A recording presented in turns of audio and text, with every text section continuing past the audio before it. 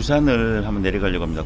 부산에 형님이 좀 일이 생겨서 어떤 일인지 좀 상황 좀 파악을 하고, 형님이 지금 굉장히 힘들어하고 계시더라고. 석 달간 잠을 못 주무셨대요. 그래서 뭐 크게 도움은 안 될 수도 있지만 가서 뭐 어떤 일인지 좀 보고 도울 수 있으면 돕고 한번 그러려고 채비를 좀 했습니다. 이 가방 같은 경우는 알리에서 66리터 짜리네. 방수되는 거 19,000원. 사이드백 같은 경우가 15,000원인가 지금 세일도 하고 있더라고요. 방수 굳이 괜히 한 2cm 높여 놓으니까 약간 불안하긴 하는데, 여름에는 좋다고 해서 샀는데 장시간 타본 적이 없어서 지금 타보고 한번 결정해야 될 것 같아요. 쓸지 말지. 요거 백도 세트로 양쪽에 17,000원. 여기 굉장히 유용한 것 같아요. 얘는 좀 유용하고, 얘는 힘을 좀 못 쓰는 것 같아요. 하드한 게 아니라. 그래서 제가 이게 가이드를 하나 또 따로 구매를 했습니다. 알리에서 7,000원이던데 이거 정말 가성비 있더라고요. 요거 하나 다뤄놓으니까 백이 그나마 좀 안정을 찾는 것 같아요. 엔진가드도 알리에서 요것도 사서 직접 달았는데 62,000원인가? 62,000원 정도 준 것 같아요. 여기가 갭이 한 2mm 정도, 3mm 정도 이렇게 안 맞더라고요, 단차가. 그래서 요거를 살짝 폈습니다. 살짝 폈는데 지금 한 2번 이렇게 지지를 해보니까 굉장히 튼튼해요. 뭐 정품은 어떤지 모르겠는데 얘도 굉장히 튼튼하더라고. 컵홀더도 알리에서 3,000원인가 4,000원인가. 그래서 너무 약한 것 같아서 이거 바꾸려고요. 좀 든든한 걸로. 이런 거도 다 알리에서 7,000원. 얘는 좀 가격이 있더라고. 12,000원인가. 이 블랙박스도 알리에서 사서 달았는데 선정제를 이렇게 했습니다. 너무 간단하더라고요. 휴즈박스에서 액세서리 파트 15A짜리 물리고, 그 다음에 마이너스 그라운드는 이 배터리 마이너스에 물리니까 바로 되더라고. 그 다음에 여기 GPS가 된다고 하니까 괜찮은 것 같아요. 그 GPS 어시스턴트 구글 가입하면 구글 맵으로 실시간으로 내가 어디 가고 있는지 그게 지도로 확인이 되는 거죠. 그래서 그거 참 괜찮은 것 같더라고요. 이거는 이제 사각지대를 없애려고 샀는데 이거 고정해야 될 것 같아. 자전거에 타는 거를 샀는데 이게 속도가 나니까 휘어버리더라고. 한 번에 가는 거는, 부산까지 가는 거는 좀 무리인 것 같아서 일단 세종시에서 1박을 하고 내일 도착하는 걸로. 뭐 형님도 천천히, 급한 거 아니니까 천천히, 뭐 석 달 동안 진행된 거니까 그냥 이번 주 중반쯤 한번 와서 술이나 한잔 하면 좋겠다 이래서 그 일정으로 한번 가려고 합니다. 지금 여기도 제가 뭔가를 하고 있는 것도 점검을 다 했고, 뭐 무인시설 자동화 시스템이 돌아가긴 하지만 일단 다 했으니까 지금 세종시를 향해서 출발해 보도록 하겠습니다. 한 4시간 반 정도 걸리던데 천천히 가면 5시간 넘어 걸릴 수도 있을 것 같아요. 또 출발하려고 하니까 어제까지 날씨가 굉장히 좋았는데 오늘 비 올 확률이 60%더라고요. 벌써 아침에 짐 싼다고 땀이 장난이 아니에요. 그래서 비가 좀 가다가 올 것 같기도 한데 우비도 다 챙겼으니까 천천히 한번 가보겠습니다. 오늘 부산 타고 내려가는 로얄 엔필드 히말라야 450을 9월 3일날 번호판을 등록을 했습니다. 그리고 9월 4일날 오전에 번호판을 달아서 인천점에서 출고를 했고요. 저는 이종 소형 면허증을 한국에서 운전하려고 딴 게 아니고 여행 갔을 때 동남아에서 오토바이를 렌탈해서 타고 다니려고 소형 면허증을 땄어요. 그래서 베트남이라든지 태국, 인도네시아 이쪽에서 오토바이 운전할 때하고 우리나라에서 운전할 때하고 너무 판이하게 달라요. 가장 위험하고 불편한 것은 우리나라는 오토바이가 갈 수 없는 도로가 너무 많아요. 지금도 자동차 전용 도로로 진입을 잘못해서 돌려가고 있는 중입니다. 제가 9월 3일 날 오토바이를 출고한 이후로 지금 두 번째 진입을 잘못한 거예요. 내비를 보고 오토바이 전용 도로로 가려고 신경을 쓰고 있는데 이 간발의 차이로 잘못 들어가는 경우가 있더라고요. 오늘이 두 번째입니다. 지금까지는 승용차로 목적지를 이동을 했기 때문에 오토바이 전용 도로로 가는 것하고 굉장히 차이가 있어서 어색합니다. 그러다 보니까 굉장히 익숙한 도로임에도 불구하고 자동차 전용 도로로 진입하는, 그래서 아찔한 순간들이 벌써 두 번이나 있었어요. 승용차를 운전할 때는 잘 몰랐었는데 오토바이 운전할 때 가장 위험한 것은 자동차 전용 도로나 고속도로 진입을 까딱 잘못했을 때 이거 진짜 방법이 없어요. 정말 아찔하고 까딱 잘못하면 사고가 나겠더라고요. 가장 위험한 게 도로 제한이 아닌가 이렇게 생각이 돼요. 오토바이가 갈 수 있는 도로를 안내하도록 네이버로 설정을 하고 다니기는 하는데 워낙 승용차하고 길이 다르기 때문에 이게 맞나? 라고 하는 순간 이게 또 길을 잘못 들은 경우도 있더라고요. 내 감을 믿는 거죠. 내비보다. 그래서 이게 언제 이렇게 익숙해지나 그런 생각이 듭니다. 우리나라에서는 오토바이에 익숙해지는 것보다 도로에 익숙해지는 게 더 먼저인 것 같아요. 자동차 전용 도로, 고속도로 절대 탈 수가 없기 때문에 오토바이가 갈 수 있는 도로를 숙지하는 게 정말 중요한 것 같습니다. 저도 인천에서 부산까지 오토바이로 갈 수 있는 도로를 내비로 찍어 놓고 계속 보기도 했었는데 그래도 이런 실수를 하게 됩니다. 동남아에서 오토바이를 렌탈해 가지고 타고 다닐 때는 덩치 큰 차량들이 오토바이 운전자들을 좀 보호해 준다는 그런 느낌을 받았습니다. 우리나라 운전 문화하고는 좀 다르죠.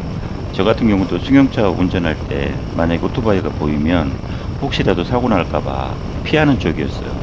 제가 오토바이를 몰고 다녀보니까 피하는 분들도 있고 어떤 분들은 귀찮다는 듯이 바로 앞에서 위협 운전을 하는 경우도 있더라고요.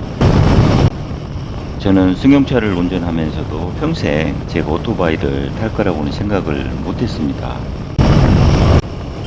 오토바이는 위험하다는 인식이 굉장히 강했고 저는 고1 때 매형 오토바이 타고 사고를 낸 경험이 있어서 트라우마가 있어서 오토바이는 근처도 가지 않았어요. 그런데 제가 오토바이를 처음 접했던 곳은 인도네시아입니다. 한 20여일 정도 있는데 오토바이 렌탈을 해서 타고 다니게 되었어요. 그런데 그쪽에 승용차 운전자들은 오토바이 운전자들을 좀 보호해 준다는 느낌이 있더라고요. 그러니까 안 다치게 아니면 먼저 가라 이런 느낌이에요. 그쪽에 승용차 차량 운전자들이. 그래서 굉장히 편하게 운전을 하고 다녔습니다. 사고 없이. 근데 또 동남아 중에서도 베트남 같은 경우는 이중 소형 면허증을 가지고 국제운전 면허증을 바꿔서 가져가야 돼요. 그래서 면허증이 필요하다고 해서 우리나라에서 이중 소형 면허증을 따게 됐습니다. 그렇게 오토바이를 타고 다니다 보니까 오토바이가 위험한 물건이 아니고 편하다는 생각을 했어요. 우리나라 같은 경우도 주차할 데가 많지도 않고 그러니까 오토바이를 이동하면 단거리 같은 경우는 괜찮지 않을까 라고 생각을 하게 된 거죠. 저는 오토바이가 고속도로는 못한다는 건 알았지만 다른 도로까지 제한이 있는 줄은 몰랐어요. 예를 들어서 중부, 경부 이런 고속도로는 당연히 못한다고 생각했죠.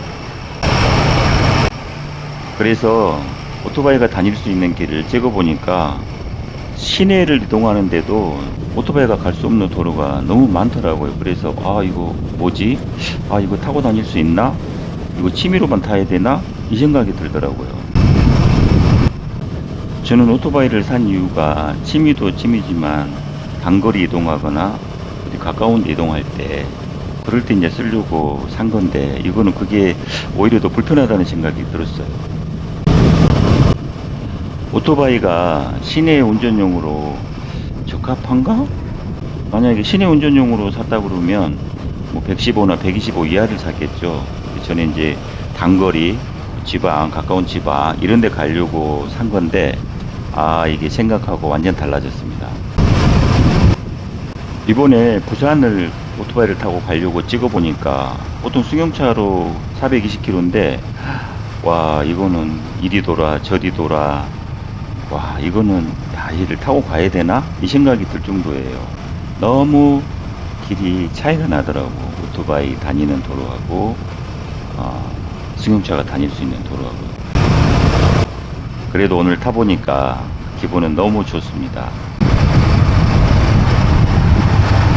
이게 히말라야 같은 경우는 한 100km 가는 정도 기름이 남았을 때 노란 경고등이 들어오더라고요. 기름 넣으라고.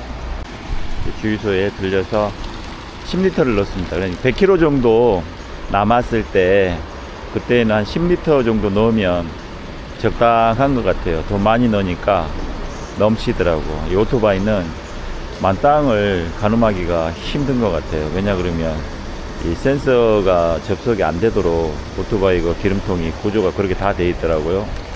온 김에 여기서 콩국수, 내가 좋아하는 콩국수 좀 먹고 호두과자 20알만 사고 그러려고 들어왔습니다. 시원해. 여기 휴게소가 단촐하게 너무 잘 돼 있다. 콩국수를 주문을 해서 먹어 봐야 되겠어. 같이 커피도 하나 사서 가면서 먹어야 되겠어요. 세다. 이걸 해야 되겠다. 이게 콩국수 10,000원인데, 이게 역시 휴게소 쪽에서 이런 거 먹으면 안 돼. 특이하게 깨가 들어있어. 깨가. 국수는 너무 잘 삶아졌다. 딱 3분 정도 잘 삶아서 바로 얼음물에다가 이렇게 냉각시킨 그런 느낌이에요. 밥 먹고 출발하려고 그랬더니 비가 소나기가 아니고 조금 지나갈 것 같긴 한데 엄청나게 쏟아져서 기다리고 있는 중이네. 이게 지금 파주하고 서울, 경기 이쪽으로는 비가 엄청나게 내린다고 라디오에서 지금 그러고, 휴게소 이러면, 이게 공식 휴게소는 아니고 그냥 주유소 옆에 휴게소가 이렇게 있구나. 기다리다 보니까 비가 그쳤는데, 여기 방수 되나? 방수 되는 건가?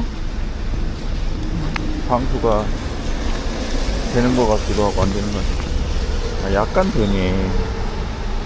방수가 약간 되는구나. 완전 방수는 안 돼서 방수 카바가 있구나. 다른 것들은 다 방수가 되는데 얘가 문제네. 얘는 어떡해. 며칠 전에 송도 갔다 오다가 비를 쫄딱 맞은 경험이 있어서 항상 판초하고 우비 2개를 준비해가지고 다닙니다. 오늘 또 이슬비처럼 내리길래 판초를 입었어요. 판초는 충분하겠다 이랬었는데, 이게 우리나라 비는 종잡을 수가 없더라고. 승용차 타고 다닐 때는 몰랐는데 오토바이 타고 다니니까 이 비에도 굉장히 민감해져요. 오늘 굉장히 우비 입었다, 판초 입었다, 벗었다 몇 번을 했는지 몰라요. 판초가 간편하고 활동성은 편한데 정지 상태에서는 판초가 유용한 것 같아요. 근데 오토바이용은 아닌 것 같아요. 왜냐 그러면 이게 플러기더라고요. 우비같이 딱 달라붙는 게 아니고, 판초는 그냥 정지 상태에서 도보용으로, 오토바이를 탈 때는 비가 좀 온다 싶으면 우비를 입는 게 맞다. 이게 오늘의 결론입니다. 날씨가 또 비가 안 오고 좋아져서 판초를 벗었습니다. 아까도 우비 한번 입었었어요. 그러고 우비 먹고 판초 입었다가 판초 벗은 거죠.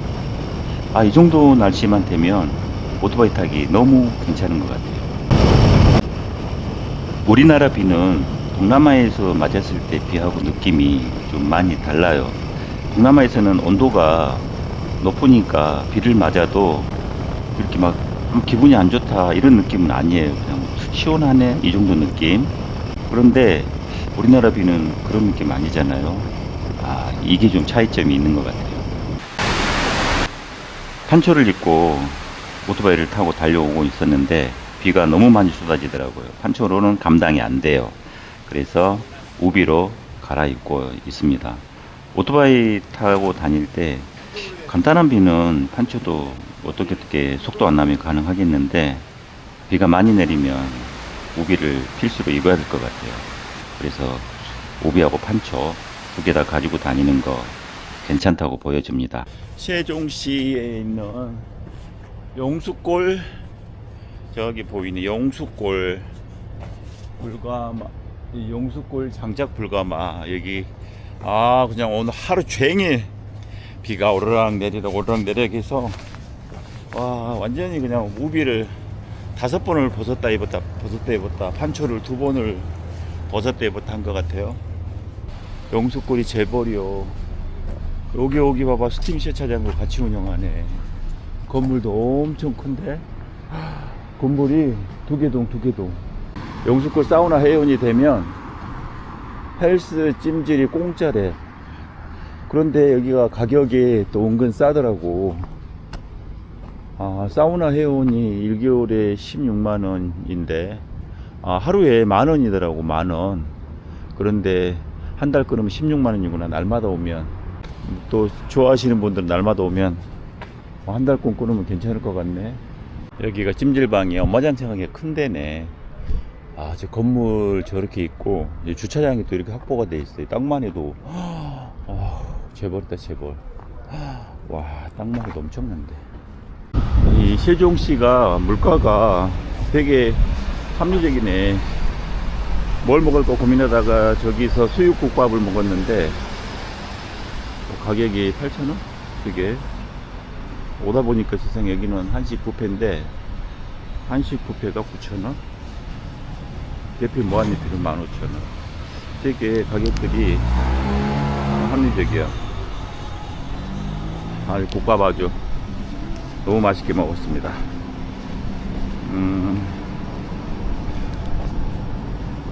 이쪽에는 길이 없는 줄 알았는데 양쪽으로 길이 있네.